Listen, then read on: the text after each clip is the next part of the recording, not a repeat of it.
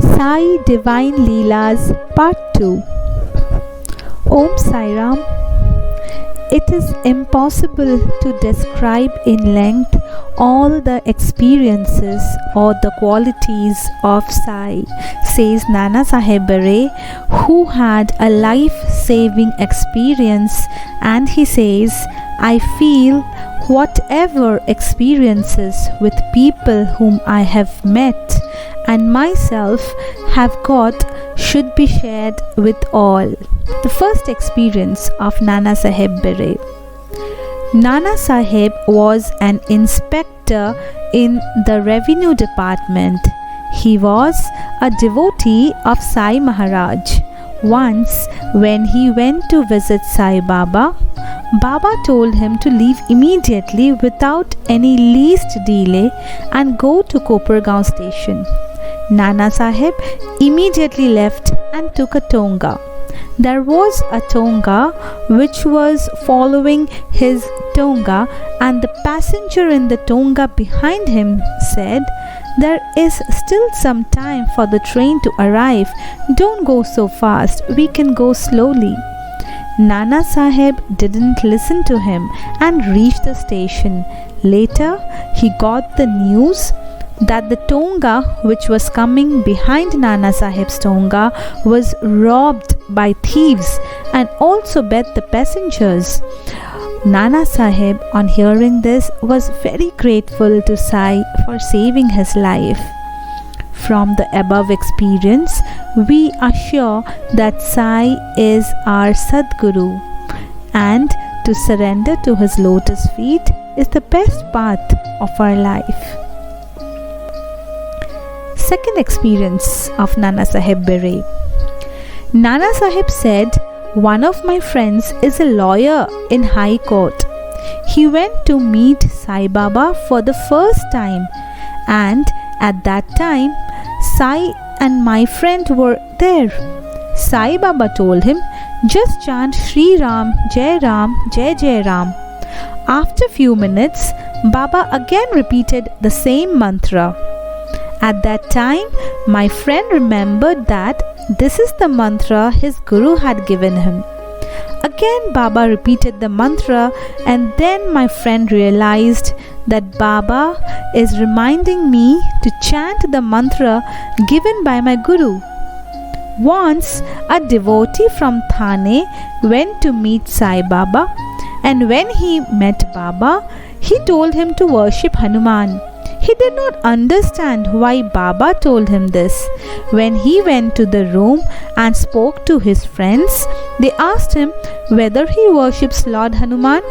He said, Yes, there is a 5-faced Hanuman temple near my house. I don't have my meals without worshipping him. Which means Baba wanted him to continue his mode of worship. Baba did not follow any specific ritual. He wanted his devotees to continue their practice and rituals and make their faith stronger. People from different religions and sectors used to visit Baba. He never asked anyone to stop the rituals or practices followed by them. People used to go to Baba for learning yoga, knowledge, and knowing the duties, and each and everyone has had a very good experience. He guided and helped all very well. Nana Sahib said, one of my friends went to meet Baba, and on seeing him, Baba immediately said, Ya Ramdas, which means, Come Ramdas. Nana Sahib asked him, Why did Baba address you like this? He did not understand first. Later he said, For the past 2 years, I am chanting Ram, Ram, Ram, Ram, Ram, which nobody else knows. Baba knew I am chanting Ram Nam, and he wants me to continue chanting of this mantra. During Christmas time in 1909, one doctor along with his friend went to Shirdi.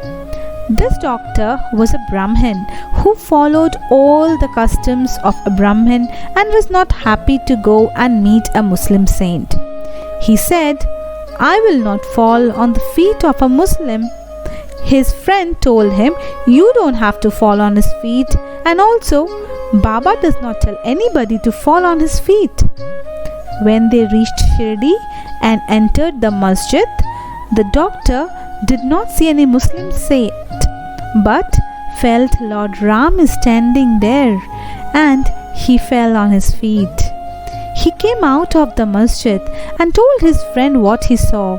Next day, the doctor decided that until and unless Baba blesses him, he will not have any food and neither go to the masjid.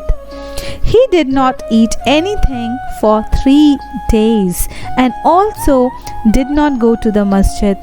On the 4th day, one of the doctor's friends came to see Baba. They met after 9 to 10 years, and the doctor was very happy and went to see Baba with him. When the doctor fell on Baba's feet, he asked him, Doctor, why did you come here? Did someone call you? He then remembered his decision of not going to meet Baba till he blesses him, and he became emotional. Same night, he was blessed by Baba in his dream, which remained with him for more than 15 to 20 days even after he went back to his village. A third experience of Megha.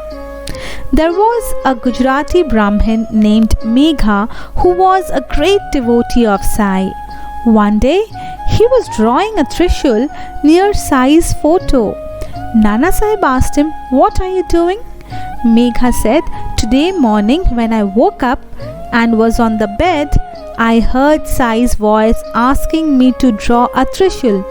I saw that Baba was not there and the doors were also closed, but I heard his voice and there were rice grains on my bed. I instantly got up and went to the masjid and asked Baba if I should draw the trishul, and he said yes. That's why I'm drawing this trishul. Next day, when Megha went and met Sai, he gave Megha a shivling which Sai received from one of his devotees and told him to take it and worship the shivling. Megha came with that shivling to the Vada with a cheerful face. To know about his happiness, we have to go back to Megha's prior history. Megha was a servant at Deputy Collector of Kher district Rao Bahadur Sathe's house. He didn't know Gayatri Mantra also, which was taught by Sathe. Later, Sathe made him to do the puja of Shivling. Sathe met Sai and became an ardent devotee of him. He also built a vada for devotees who came for Sai's darshan. Sathe felt that Megha should go to Shirdi and help Baba. Megha did not like this idea because he came to know that Sai is a Muslim, and why should he leave Shankar's puja and worship a Muslim fakir? Sathe made Megha understand who Sai is, which reduced his dislike towards Sai, but not to the full extent. Megha then left for Shirdi, and when he reached the masjid, Sai shouted at him saying, "Don't come inside. How can you come to a Muslim?" Megha stayed in Shirdi for some days and then returned to his village. But he became restless and was constantly reminded of Sai Baba. He came back to Shirdi and stayed there forever. He used to address Sai as Shankar and believed he was Shiva. Then he got a big picture of Sai Baba and worshipped this picture every day. After about 1 year, the above episode of Sai giving him the shivling happened.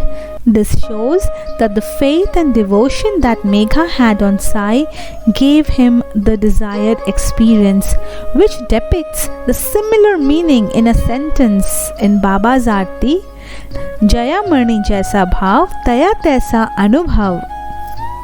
Divine message from these Leelas. Here, we completely understand that the Sadguru is omnipresent, omniscient and omnipotent. He shows us the correct way to reach the Almighty. Here he proves that Sabka Malik Ek, which means the Almighty is one. He does not want anyone to change their routine. Rather, he advises his bhaktas to stop worshipping the form of deity that they have been worshipping so far. Sadhguru says there is no special ritual required to reach the Almighty. All you need to have is complete faith and patience on a Sadhguru. Do your duties correctly, and this will eventually lead you to enlightenment. This Leela clearly shows how the Sadhguru takes over his devotees, guides them, and makes them remind of their forgotten duties. Sadhguru accepts a person as his devotee only when the devotee completely surrenders to their Sadhguru's lotus feet. It is seen that only by truly understanding and totally surrendering to the Sadhguru is enough for him to accept the devotee, and he will guide them to experience eternal happiness and bliss. Sadhguru says Almighty is one. As there are many rivers, streams flowing, ultimately one day they have to reach the sea.